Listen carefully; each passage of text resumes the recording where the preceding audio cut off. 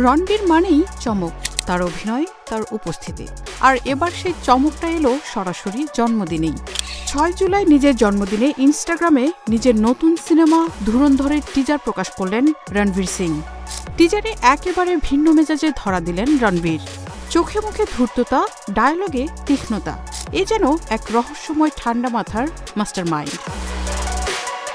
রণবীর সিং সবসময় নিজের চরিত্র নিয়ে এক্সপেরিমেন্ট করে থাকেন, কিন্তু ধুরন্ধরে যেভাবে তার ঠান্ডা মাথার খলচিত্র ফুটে উঠেছে তা অনেকের মতে তার ক্যারিয়ারের অন্যতম সাহসী রূপান্তর হতে চলেছে।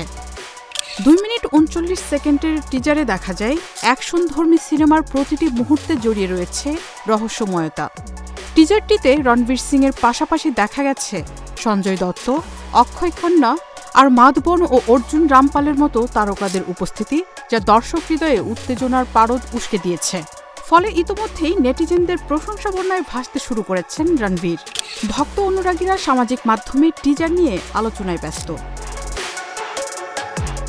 আলোচিত লেখক, নির্মাতা ও প্রযোজক আদিত্য ধরের নতুন সিনেমায় রয়েছে সঙ্গীতশিল্পী শাশ্বতের একটি মৌলিক কম্পোজিশন, যেখানে কণ্ঠ দিয়েছেন জাসমিন সানগ্লাস। জানা যায় সিনেমাটি এমন মানুষের গল্প বলবে যাদের কেউ চেনে না, ইতিহাসের পাতায় যাদের কাহিনী উল্লেখ নেই। আড়ালে থাকা সেসব নায়কদের গল্প তুলে ধরা হবে ধুরন্ধর সিনেমায়। রণবীর সিং অভিনীত নতুন সিনেমাটি চলতি বছরের ৫ ডিসেম্বর প্রেক্ষাগৃহে মুক্তি পাওয়ার কথা রয়েছে।